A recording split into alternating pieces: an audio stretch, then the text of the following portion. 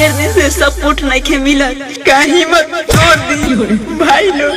Comment में बतावल का वीडियो बनावल छोड़ दी केतनो दिखावा तानी सीना पके दिलवा हेलो गाइस जब ना बनाई हमारी लावा हेलो गाइस जब ना बनाई हमारी लावा हेलो गाइस जब ना बनाई हमारी लावा हेलो गाइस जब ना बनाई हमारी लावा लाइक कर कमेंट कर वीडियोটা ভাইরাল কর তাড়াতাড়ি কর टूट गइल दिलवा।